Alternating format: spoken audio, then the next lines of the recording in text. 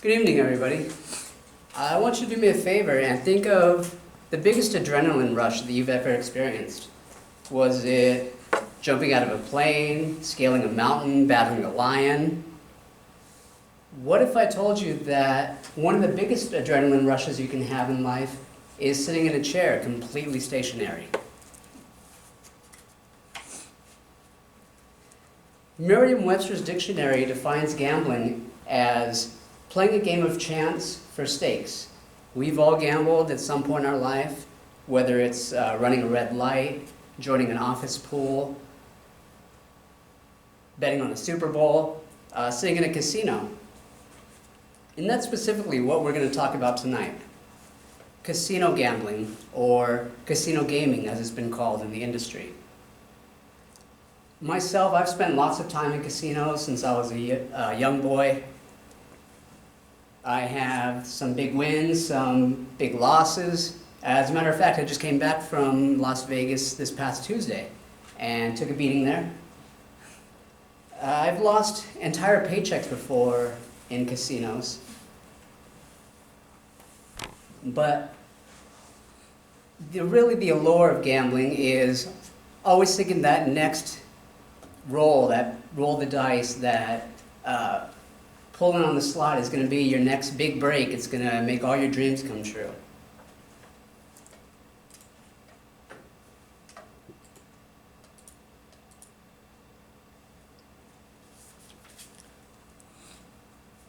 But from my research and from first-hand experience, I can tell you that gambling can be a potent combination of wins, losses, and addiction. So let's start with the fun stuff, winning. I won $800 on video poker one time. I thought it was the greatest thing ever. I felt like I had taken something away from the big guy, like I finally scored one for the little guy, scoring a point. And when that happens, it's easy to see the allure that casino gambling can have. You're seeing this great moment. Again, you're just banking on this chance roll that's going to make all your dreams come true. For instance, take the case of Elmer Sterling. He is a lucky two-time jackpot winner.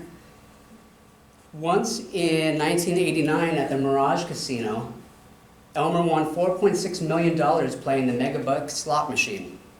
Smash cut to 20 years later playing that same type of game, Megabucks, in a completely different casino at 92 years old. Elmer won $21 million. Same game, seems like a great time.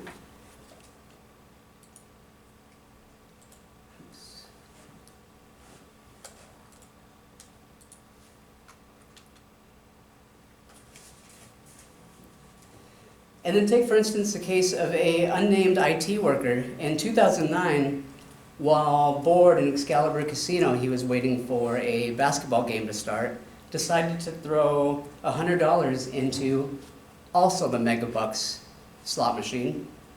He walked away with $139 million. This was the biggest win in Las Vegas casino history. He decided to take his winnings in $1.5 million payments annually for the rest of his life. But for every winner, there has to be a loser. Take, for instance, well, before we get on to these gentlemen, I would like to talk about myself. Again, I told you before that my biggest win was $800, but what I didn't tell you was I had previously thrown $1,200 into that same machine. So it felt like a huge win, $800, but then it hit me that I was still down about $400. But it wasn't bad compared to these gentlemen. Terrence Watanabe, for starters, he's a Nebraska businessman, and he lost $127 million on a year-long gambling binge. This was also the biggest losing streak in Las Vegas history, according to ABC News. Or also take into account Archie Ferris on the right there. He actually had amazing luck. He turned $50 into $40 million. But playing poker between 2 years after 1994, he not only lost all of his winnings, but he was caught cheating in a San Diego casino and was further banned from any California casinos and Las Vegas casinos altogether.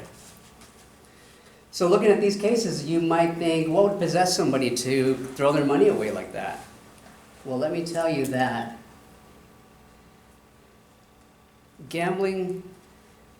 addiction is a powerful demon. Now, I have an addictive personality, so anything I throw myself into or any interest I have, I tend to completely go balls to the wall, completely crazy about. So I understand where these people are coming from. I get completely wrapped up in these things. A study from the National Institute of Health found that more than 80% of Americans gamble each year. 3 to 5% of Americans have a gambling problem.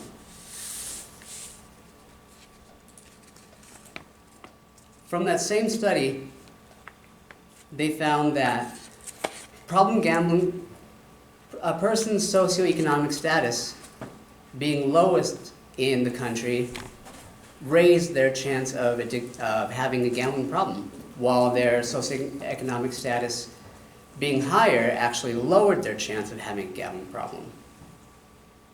And what that meant is that as people start their status in society gets a little bit lower, they turn to gambling as a means of income, which you can all probably guess how that turns out. So let me leave you with this. Casino gaming is great for a fun night out, and knock yourself out, have a blast, but beware that gambling can be a potent mix of wins, losses, and addiction. I'm Adrian Scared, thank you very much.